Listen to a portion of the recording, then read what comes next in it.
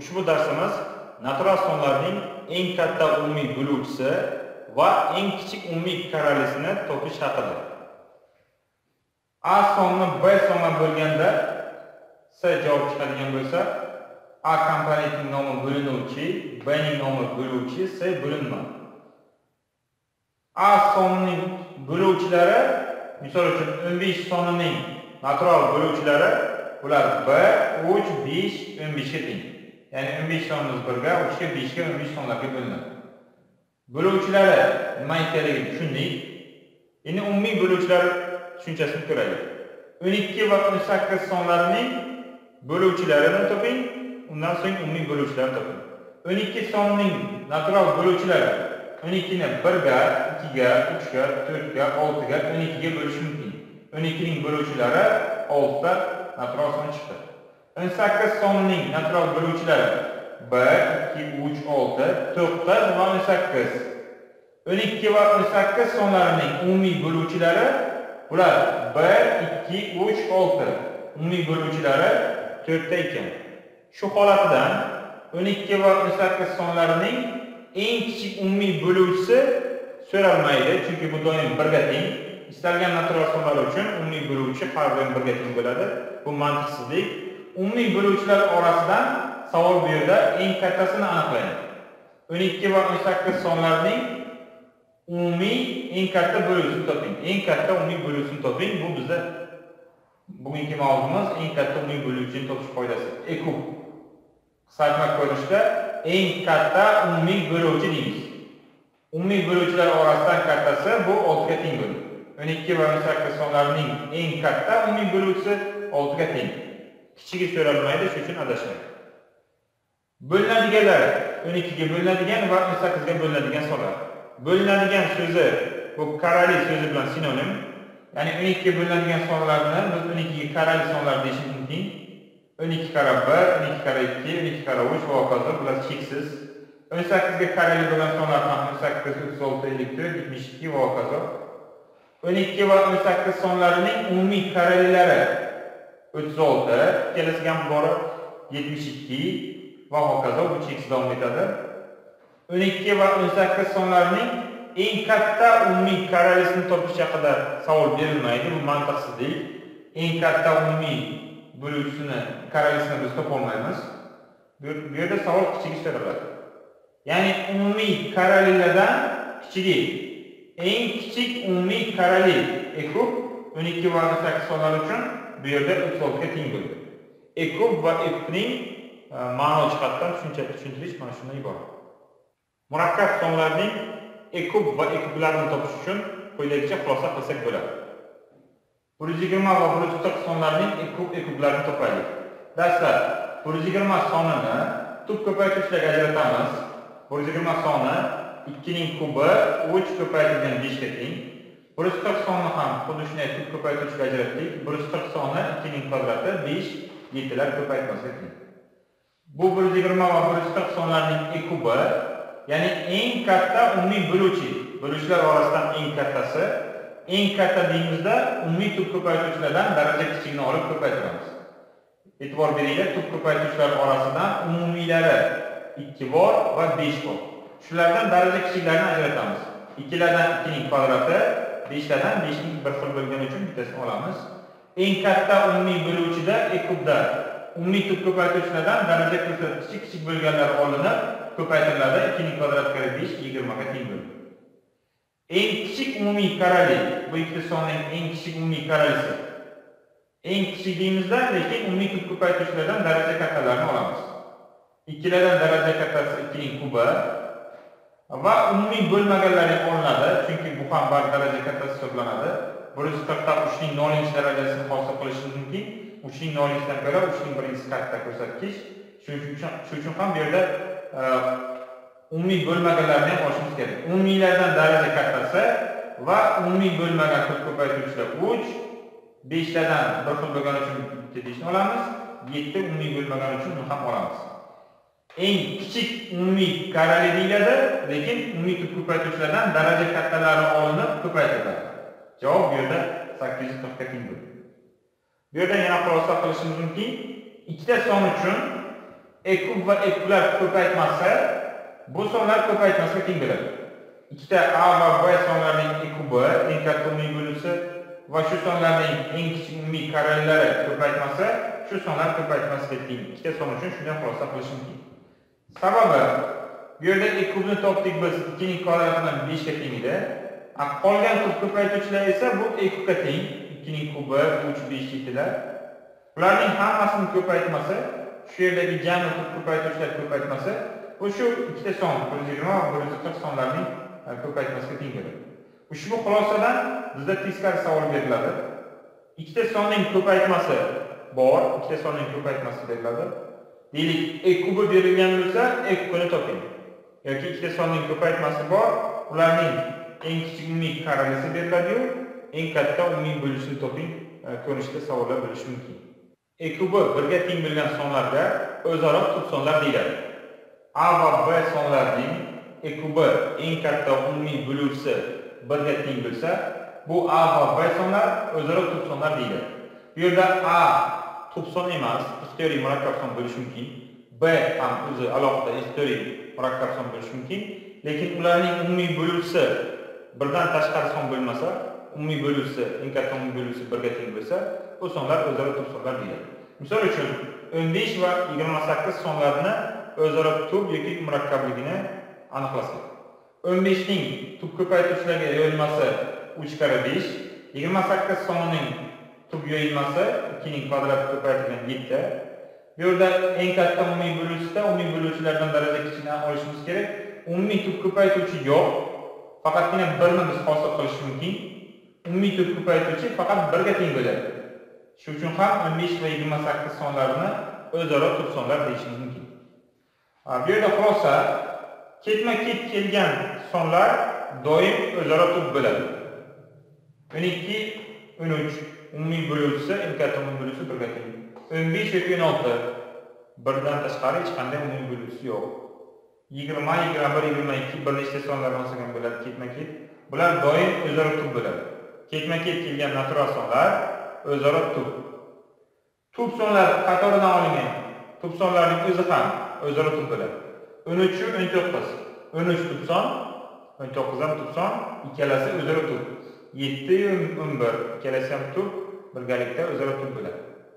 Agar umumiy bo'luvchi birdan tashqari farqli son bo'lsa, ular o'zaro murakkab deyiladi. 30 va 28 sonlarni oladigan bo'lsak, 30 va 28 sonlarning umumiy bo'luvchisi bor, ikkalasi ham 2 ga bo'linadi. Birdan tashqari umumiy bo'luvchiga ega bo'lgani uchun o'zaro murakkab deyiladi. Faqatgina eng katta umumiy bo'luvchisi 1 bo'lsa, umumiy bo'luvchisi bo'lmasa birdan farqli, bunday sonlarga o'zaro tub sonlar deymiz.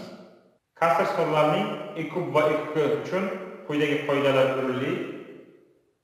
M bo'lingan n ko'rinishdagi kasrlarning eng katta umumiy bo'luvchisida qiymati kasrdan iborat bo'ladi. Bu yerda suratlaridan eng katta umumiy bo'luvchisini topamiz. Maxrajdagi n sonlardan esa eng kichik umumiy karalisi topilib nisbati olinadi. E kubda esa eng kichik umumiy karalida kasr sonlarining e kubida suratidan e kub, maxrajdan e kub. Misol uchun 15 bo'lingan 28 va 25 bo'lingan 32 kasr sonlarining eng kichik umumiy karalisini toping. Qoidaga ko'ra suratdagi sonlarning e kubi, maxrajdagi sonlarning e kubi. Bu sonlarni tub ko'paytirishga ajratamiz. Suratidan e kub, ya'ni umumiy tub ko'paytirishlar daraja kattasi va umumiy bo'lmagani ham olinadi. 3 bilan 5 ning kvadrati suratdagi sonlarning e kubi 75 ga teng bo'ldi. Maxrajdagi sonlardan e kubi eng katta umumiy bo'luvchi deymiz. Daraja kichigi 2 ning kvadratini olsak, demak javob bu kasr sonlarning e kubi 75 taqsim 4 ga teng bo'ldi. 24 sonining bo'luvchilar soni, tub bo'luvchilar soni, bo'luvchilar yig'indisi va tub bo'luvchilar yig'indisini topaylik. Bu uchun 24 sonining bo'luvchilarini yozib chiqib topdik. 24 ni 1, 2, 3, 4, 6, 8, 12 va 24 larga bo'lishimiz mumkin. 24 sonining natural bo'luvchilari 8 ta chiqdi. Bo'luvchilar soni, natural bo'luvchilar soni, demak javob 8 ga teng ekan. Tub bo'luvchilari so'ralgan. Bu bo'luvchilar orasida tublari bu 2 va 3. tub sonlar, tub böluvchilar soni demak 2 ta.